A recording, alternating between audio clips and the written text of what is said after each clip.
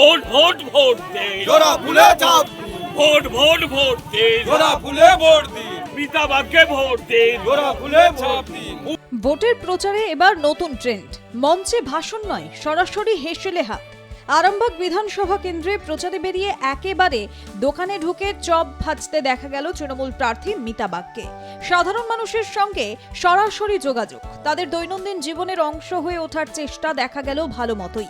এই বার্তাই দিতে চাইলেন তিনি।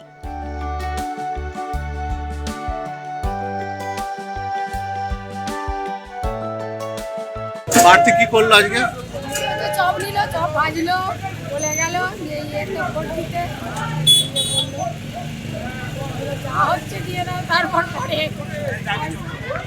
চপ ভাজলো? হ্যাঁ চপ ভাজলো। চপ ভাজলো, চপ উল্টে তুললো, কে প্রার্থীটার নাম কি? বললো আমি শিখে দিয়ে কোন প্রার্থী এটা? মিতা বান করলো, কোন দলের? তৃণমূল দলে। কি করলো? চপ চপ চিড়ে সব ভাজলো, হ্যাঁ ভেজে তুলে নিয়ে গেল। এ গেল আরামবাগ বিধানসভা কেন্দ্রে তৃণমূল প্রার্থীর প্রচার কৌশলী। এবার একটু ঢু মারা যাক পরশুরার দিকে।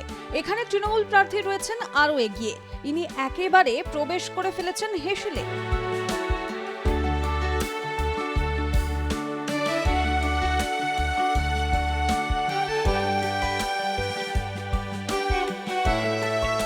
পরশুরার তৃণমূল প্রার্থী পার্থ হাজারের প্রচারের দুটি ঝলক আগেই দেখলাম, এবার এটা দেখুন।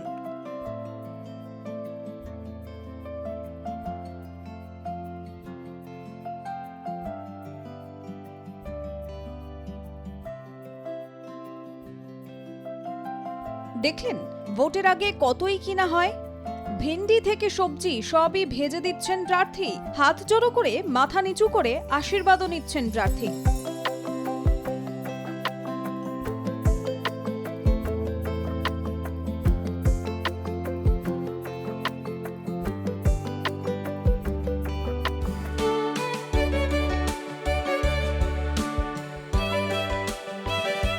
কখনো রুটি বানাচ্ছেন, কখনো শিলনোড়ায় বাটনা বাটছেন, আবার কখনো রান্না করছেন, এমনকি পুজো প্যান্ডেলে ক্যাটারিং এর দায়িত্বও সামলাচ্ছেন।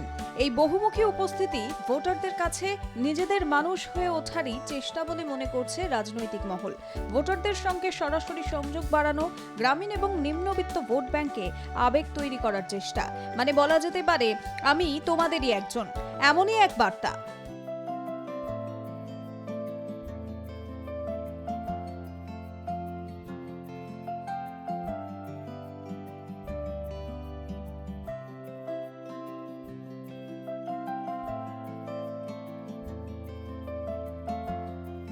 ভোটের লড়াই এখন শুধু মঞ্চে ভাষণ বা পোস্টারে সীমাবদ্ধ নেই, তা পৌঁছে গেছে রান্নাঘরেও।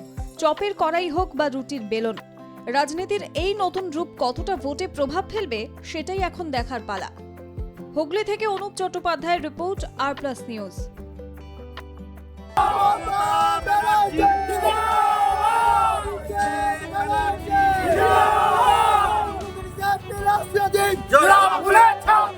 ভোট ভোট ভোট দিন, জোড়া ফুলে চাপ ভোট ভোট ভোট দিন, জোড়া ফুলে ভোট দিন, মিতা বাগকে ভোট দিন, জোড়া ফুলে চাপ দিন। ওটা মাঠে নেমে না বলছে, আমি তো চাষি বাড়িরই ছেলে, নতুন কিছু নয়। তৃণমূলের প্রার্থী এসেছিল, এসে রান্না করলো, খাওয়া দাওয়া করলো। नमो त्र्यंबकेश्वर लिंगाय शिवाय नमो, नमो गृणेश्वर लिंगाय शिवाय नमो, नमो केदारनाथ लिंगाय शिवाय।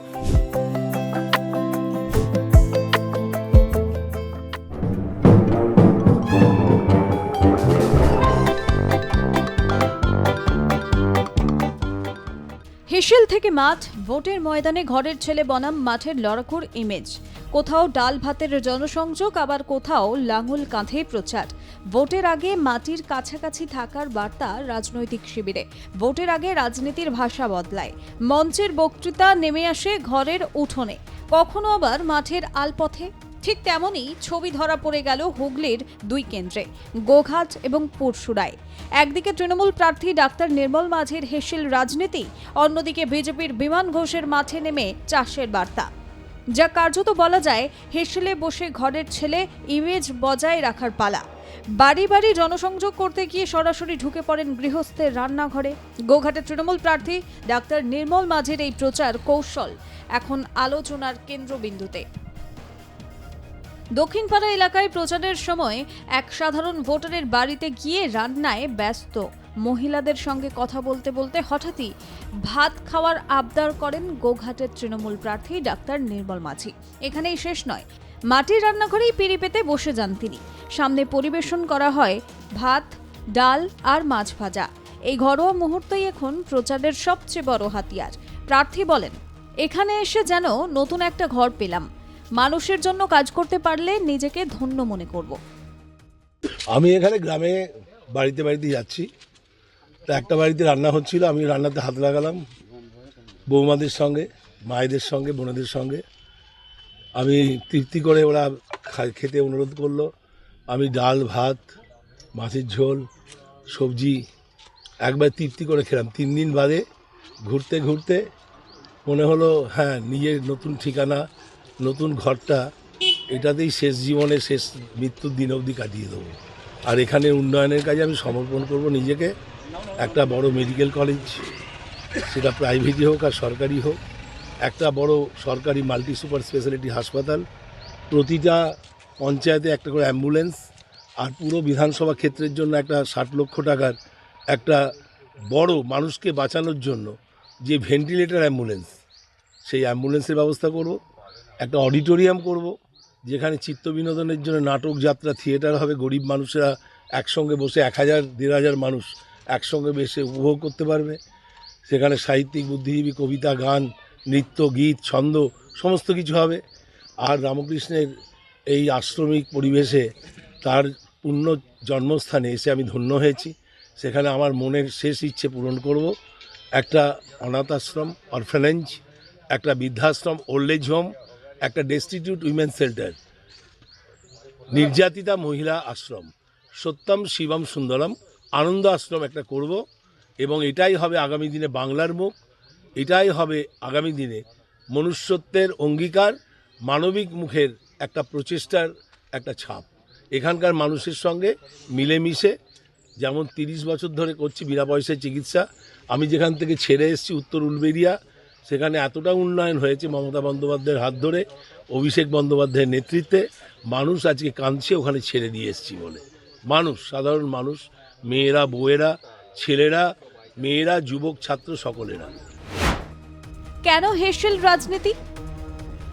বাংলার গ্রামাঞ্চলে রান্নাঘর মানেই আবেগ, আস্থা আর আত্মীয়তার জায়গা। সেই জায়গায় ঢুকে পড়া মানে ভোটারের সঙ্গে সরাসরি সম্পর্ক তৈরি করা।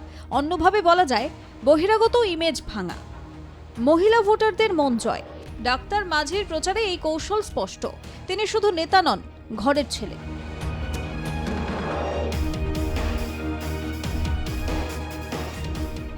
প্রার্থীকে নিজের হাতে খাওয়ানোর আনন্দ লুকোননি স্থানীয়রা। অনেকেই বলেন, নেতারা সাধারণত দূরে থাকেন, কিন্তু উনি আমাদের সঙ্গে বসে খাচ্ছেন, এটাই আলাদা। এই আবেগই কি ভোট বাক্সে প্রতিফলিত হবে? সেটাই এখন বড় প্রশ্ন। গোঘাটের পাশাপাশি পরশুরায় উঠে এলো অন্য ছবি। মাঠে লাঙল হাতে দেখা যায় বিজেপি বিধায়ককে। বিজেপি প্রার্থী তথা বর্তমান বিধায়ক বিমান ঘোষ প্রচারের মাঝেই নেমে পড়েন মাঠে। হাতে লাঙল তুলে নিয়ে চাষের কাজে অংশ নেন তিনি। এই দৃশ্যের মাধ্যমে বার্তা পরিষ্কার, কৃষকদের পাশে থাকার প্রতিশ্রুতি, মাটির মানুষের সঙ্গে সংযোগ বজায় রাখা, কর্মী ইমেজ তুলে ধরা।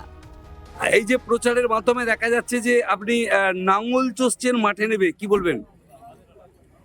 দেখুন, ওটা মাঠে নেমে নাঙ্গল চাষ, আমি তো চাষি বাড়িরই ছেলে, নতুন কিছু নয়।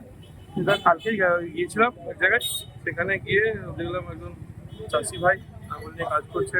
বললাম, দেখি একবার আপনার কতটা কষ্ট হচ্ছে, কি অনুভূত হবে, এটাও দরকার আমাদের অনুভূত। দেখলাম যে কত কঠিন কাজ কৃষকদের করে ফসল ফলায়, আর আলুর দাম 100 টাকার নিচে হয়। লজ্জা জানাই, ধিক্কার জানাই সরকারকে। প্রত্যেকটা কৃষক ক্ষিপ্ত আছে। 4 তারিখে যখন ফলাফল বেরোবে, কৃষকদের ম্যান্ডেট ওখানে বুঝতে হবে।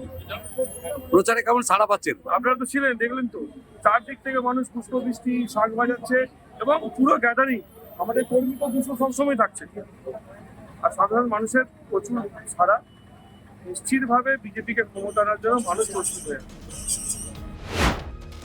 ভোট যুদ্ধের কৌশল, কেন্দ্র গোঘাট, প্রার্থী ডাক্তার নির্মল মাঝি তৃণমূলের। কৌশল হেসেলে ঢুকে ভাত খাওয়া, বার্তা আমি ঘরের ছেলে। ভোট যুদ্ধের কৌশল কেন্দ্র পরশুরা, প্রার্থী বিমান ঘোষ বিজেপির তরফে। কৌশল মাঠে লাঙল হাতে, বার্তা আমি মাটির মানুষ। এবারের লড়াই শুধু ইস্যুর নয়, ইমেজেরও। সাধারণ মানুষের জীবনে ঢুকে পড়া প্রতীকী কাজের মাধ্যমে বার্তা দেওয়া, সোশ্যাল মিডিয়ায় ভাইরাল হওয়া মুহূর্ত তৈরি করা, এই তিনটি বিষয়ই এখন প্রচারের মূল অস্ত্র। এই ধরনের ছবি এবং ভিডিও দ্রুত ছড়িয়ে পড়ছে সোশ্যাল মিডিয়ায়। হেসেলে বসে খাওয়া, মাঠে লাঙল চালানো, গ্রামবাসীর সঙ্গে সরাসরি মেলামেশা, এগুলোই এখন ভাইরাল কন্টেন্ট, যা ভোটারদের মনস্তত্ত্বে প্রভাব ফেলছে। ভোটের লড়াই যতই তীব্র হোক, শেষ পর্যন্ত জিতবে সেই প্রার্থী যিনি নিজেকে সবচেয়ে বেশি আপনজন হিসেবে তুলে ধরতে পারবেন। গোঘাটে হেসেলের উষ্ণতা, পরশুরায় মাটির গন্ধ, এই দুইয়ের মাঝেই তৈরি হচ্ছে বাংলার ভোট রাজনীতির নতুন ছবি। হুগলি থেকে অনুপ চট্টোপাধ্যায়ের রিপোর্ট, আর প্লাস নিউজ।